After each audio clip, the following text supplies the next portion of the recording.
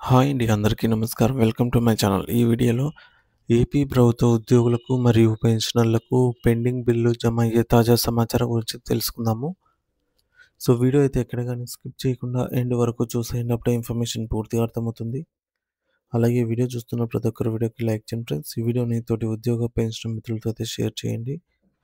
కొత్తగా మన ఛానల్‌ని చూస్తున్న వారు ఇంకా ఎవరైనా సబ్స్క్రైబ్ చేసుకున్నట్లయితే వెంటనే మన ఛానల్‌ని సబ్స్క్రైబ్ చేసుకోండి.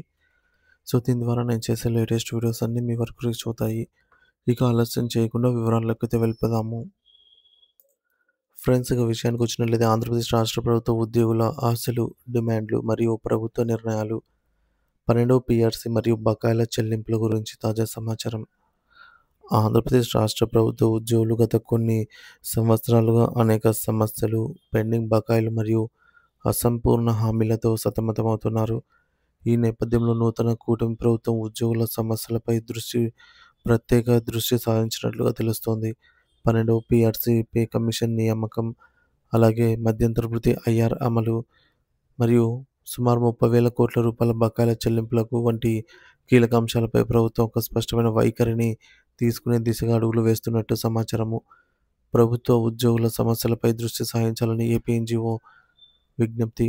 ఏపీ ఎన్‌జీఓ జిల్లాల పునర్విభజన సమావేశంలో రాష్ట్ర అధ్యక్షులు మరియు ఏపీ ఐకాసా చైర్మన్ విద్యాసాగర్ మీడియాతో మాట్లాడుతూ ప్రభుత్వ ఉద్యోగుల సమస్యలపై దృష్టి సారించాలని ప్రభుత్వానికి విజ్ఞప్తి చేశారు. గత ప్రభుత్వ హయాంలో ఆయన తమకు చీకటి యుగంగా మారిందని ఆయన తీవ్ర అసంతృప్తి వ్యక్తం చేశారు. రాష్ట్ర అభివృద్ధికి పోలవరం, అమరావతి, పరిశ్రమల స్థాపన మరియు సంక్షేమ పథకాలు ఎంత ముఖ్యమో వాటి అమల్లో ప్రధాన భాగస్వాములైనటువంటి ప్రభుత్వ ఉద్యోగుల సంక్షేమం కూడా అంతే ముఖ్యమని ఆయన నొక్కి చెప్పారు. గత ప్రభుత్వం పెట్టిన ఆర్థిక భారం మరియు ఉద్యోగుల నష్టాలు. విద్యాసాగర్ గారు మాట్లాడుతూ గత ప్రభుత్వం ఉద్యోగులకు, ఉపాధ్యాయులకు మరియు పెన్షనర్లకు సుమారు 30,000 కోట్ల రూపాయల బకాయిలు పెట్టిందని ఆరోపించారు. రివర్స్ పీఆర్సీ మరియు హెచ్ఆర్ఏ 4% తగ్గింపుతో ఉద్యోగులు తమ వేతనాలలో పెద్దగా ఎత్తున నష్టపోయారని, ఇది తమకు చీకటి యుగంగా మారిందని ఆయన అన్నారు. గత పీఆర్సీలో ఉద్యోగులకు చాలా తక్కువ ఫిట్మెంట్ ఇవ్వడం వల్ల వారు తీవ్రంగా నష్టపోయారని ఆయన పునరుద్ఘాటించారు. ఈ 30,000 కోట్ల రూపాయల బకాయిలు తక్షణమే క్లియర్ చేయాలని ఆయన డిమాండ్ చేశారు. కూటమి ప్రభుత్వంపై ఆశలు మరియు ప్రస్తుత డిమాండ్లు. కూటమి ప్రభుత్వంపై ఉద్యోగులు ఎన్నో ఆశలు పెట్టుకున్నారు. 1వ తేదీన జీతాలు, పెన్షన్లు ఇస్తున్నందుకు ప్రభుత్వాన్ని అభినందించిన విద్యాసాగర్ గారు ఇంకా పరిష్కరించాల్సిన అనేక సమస్యలున్నాయని గుర్తు చేశారు. ఇందులో ప్రధాన డిమాండ్స్ కేసుల ఉపసంహరణ.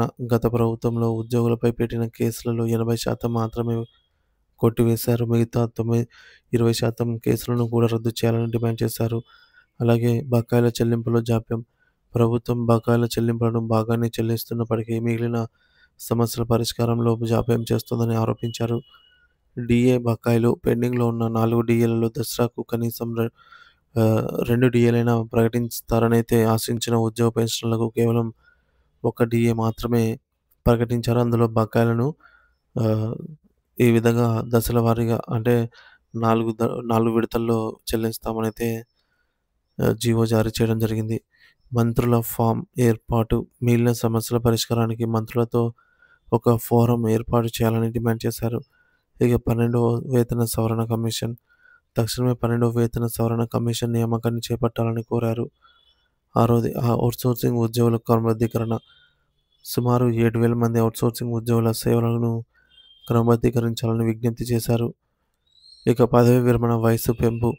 8,000 మంది ఉద్యోగులకు పదవీ విరమణ వయస్సు పెంపుపై దృష్టి సారించాలని కోరారు. మెరుగైన ఓపీఎస్ విధానాలు. మెరుగైన ఓపీఎస్ విధానాలను వెల్లడించాలి అని డిమాండ్ కూడా చేస్తున్నారు. ఇక ప్రభుత్వ చర్యలు మరియు క్రిస్మస్ కానుక. ప్రస్తుతం కూటమి ప్రభుత్వం కొన్ని కీలక అంశాలను క్లియర్ చేసే పనిలో నిమగ్నమై ఉంది.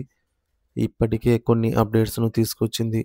తాజాగా దీపావళి కానుకగా ఏపీ ప్రభుత్వం ఉద్యోగులకు సంబంధించినటువంటి పెండింగ్‌లో ఉన్న 4 డీఏలలో 1 డీఏను ప్రకటించడం. తర్వాత త్వరలోనే 12వ పీఆర్సీ కమిషన్ నియమిస్తుంది. ఈలోగా మధ్యంతర భృతి అమలు చేయడం వంటి పలు కీలక అంశాలకు ఆమోదం తెలిపే అవకాశాలు ఎక్కువగా ఉన్నాయని తెలుస్తోంది. ప్రభుత్వ ఉద్యోగులకు పెండింగ్‌లో ఉన్న అన్ని సమస్యలను ప్రభుత్వం దృష్టికి తీసుకెళ్లి దానికి అనుగుణంగా ప్రభుత్వం చర్యలు తీసుకోవాలని ఉద్యోగ సంఘాలు కోరుతున్నాయి.